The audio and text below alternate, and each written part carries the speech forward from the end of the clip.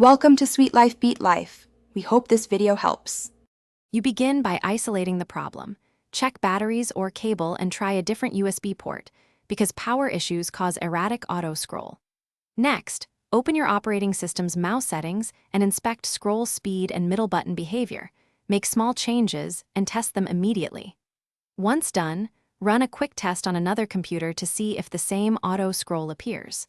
That tells you whether to focus on hardware repair or software fixes moving forward. Now you handle software.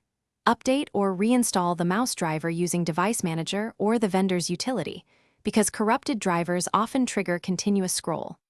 Then, disable any background utilities that intercept mouse input, clipboard managers, touchpad drivers, or macro tools, as they can send phantom wheel events.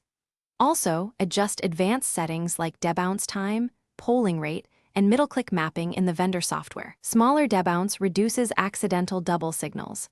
After each change, test scrolling to confirm which action fixed it.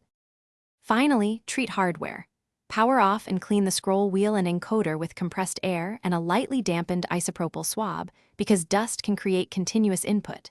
If cleaning fails, consider replacing the wheel encoder or the entire mouse switch assembly. Worn contacts cause auto-scroll and replacement often resolves it. Once repaired, run extended tests across apps and note what triggers the issue, so you can fine-tune settings.